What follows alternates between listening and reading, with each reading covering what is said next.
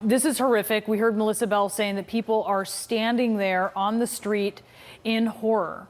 It is after 7 p.m., but this is the height of rush hour there in Paris. And as you were describing, Father, just the contents of the church, the organ, we heard from our Hadass Gold, just the beauty of everything inside and the significance, the historical significance of everything inside of this church. How concerned are you about the safety of people who may have been inside?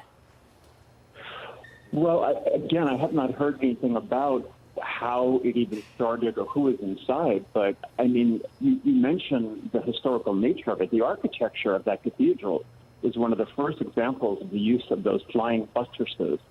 And, you know, the statues and those stained glass windows are just renowned. And so I just think for pilgrims and people of faith, the horror is, yes, to see a beautiful building being destroyed, but people have moments of faith.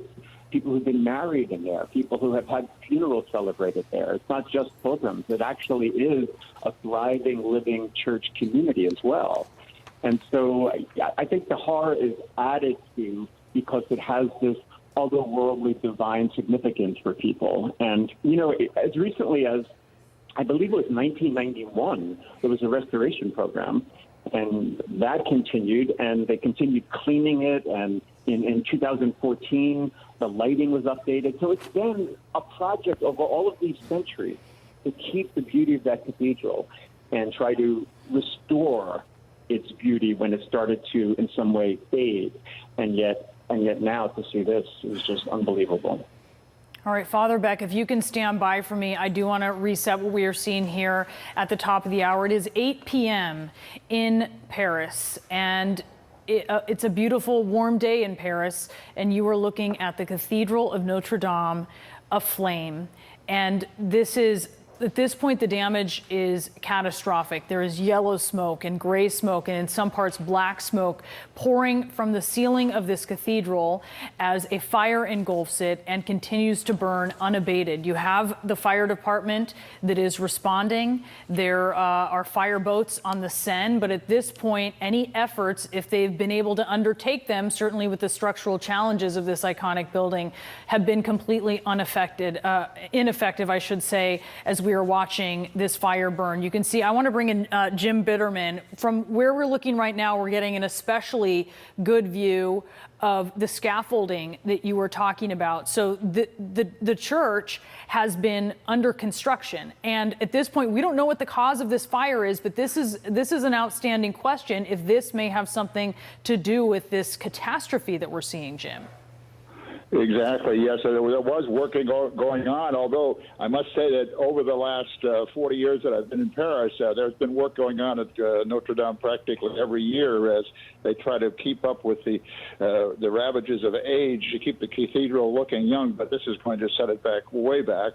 As Father Beck was saying, this is a functioning church. In fact, my daughter was baptized in the Cathedral of Notre Dame because we lived in the neighborhood back in the early days, and it is just tragic to see this happening, especially right now during the high holiday season when so many events were going to be taking place. And like Father Beck also mentioned, the Notre Dame was known for its wonderful, wonderful organ, which was just restored a few years ago. And what remains of that is something that we'll have to see after things get under control here. But they don't seem to be anywhere near that right now. In fact, it seems to be burning out of control. Of course, it's a lot of old wooden beams and things like that. And just a few minutes ago, I'm not sure that our listeners were watching, but the spire that sits at the center of Notre Dame collapsed and fell down, symbolically spelling the end of the roof and a real setback for the cathedral. Brianna? So the spire has come down. That fell down, and that was, I mean, we could see the skeleton essentially of the spire falling down, and so now the consideration is also the inside and how that is going to perpetuate the damage inside of the building. This is an old building, Jim. It's not the kind of building that can be retrofitted exactly adequately to modern standards. And there are fireboats there on the river. There are firefighters and fire trucks trying to make it to the scene, but these challenges are clearly too much to overcome for them. Well, exactly. I mean, it sits in a parvis, as they call it. It's a wide open space all around the cathedral, and in one sense, you could probably get fire trucks fairly close. But getting to where this fire is, the fire appears to be in the center of the building, so getting there would require a rather large, rather tall extension arm of a fire truck to get up that high and to get anywhere near the flames. And I suspect they're probably going at it from the inside as well. But it's still just a very difficult place to get to, and I think we can see that from the pictures that are coming out that this is something that the firemen are having access problems just getting to the fire and getting water onto the fire. So it's something that looks like it's going to burn for some time here. All right, Jim, stand by for me. I'm going to bring you back in just a moment. I do want to bring in Arash Darambash, who is there in Paris. His office is minutes away from the cathedral. You have been watching the smoke. Tell me what you were seeing. Yes, it's amazing scene. Everybody's crying, and it's very sad because Notre Dame de Paris is the symbol of Paris and the symbol of France. This church, for us, for everybody, is the symbol of freedom, the symbol of fraternity, the symbol of Victor Hugo, the literature of France. And we're so sad because nobody can do something. This is a very amazing thing that we are seeing everybody. And so as you watch, Arash, you said it seems that nothing can be done here. You hear the sirens, right? I mean, you're hearing the fire department respond, and yet they don't seem to be able at this point to intervene. Nobody sees something at first, but I think that everybody said that it is a problem of technique, a technical problem, that this is the origin of the fire. Maybe, I don't know. But we are afraid because, because of the attempt in France 3 years ago, we are so paranoid now, and we don't know about the immediate importance today. Right now, is to stop this fire, because this is the symbol of France, and we have to do something immediately. And the president of France, Emmanuel Macron, stopped his speech tonight, because this is a very most important situation for us, for the French people.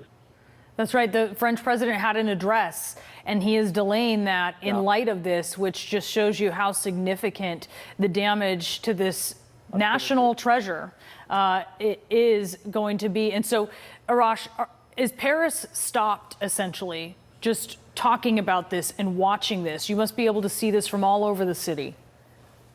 Everybody is afraid right now because of this situation, because we don't know exactly what happened. The first security is coming. The fire persons are coming immediately to do the best work. I and everybody hope that they will stop this fire, because the lots of parts of the church could be maybe a breach, and we are very sad to see that. Very, very sad, and we are afraid, and frightened. Yes. What are you afraid of? We are afraid because this church is a very important church for us. This is the most important and the symbol of the Church of France, and the security of this place could be very important. But it's amazing that this church could be in fire right like that, because everybody is. It's a surprise for us. I'm sorry, I don't find my words, because we don't understand how it's possible that this church is coming to be in fire because of a technical problem. It's impossible for us. Impossible. And it is impossible as we watch along with you, Arash. Thank you so much for speaking with us from Paris as you see this. What you were seeing right now, this is the cathedral of Notre Dame. It is on fire. These are pictures from moments ago. You'll see that spire there on the left side of your screen. That has fallen through the roof of the church. That is the side of the front facade that you're seeing on the right side of your church. It's sort of a double towered, for lack of a better architectural word, facade that you can see from the front. And these flames have been coming really from the back roof of the Cathedral of Notre Dame, and they have been moving closer to the facade. We have a description from one of our reporters there on the scene of cinders on fire, small pieces of wood, flammable material actually coming down on people there. Her hair got singed as people started to move away, because this started as, well, the first pictures that we were seeing coming in, you could see smoke coming from the Cathedral of Notre Dame. Then there were visible flames, and then it just became fully engulfed through the roof. You can see there's scaffolding there. This is the area where the spire once stood. It has since crashed through the roof of the Cathedral of Notre Dame, this iconic building, this icon of Gothic architecture, this very important building and structure to Paris, to the Catholic Church. This is a church community. This is a historic building, and this is something of such national significance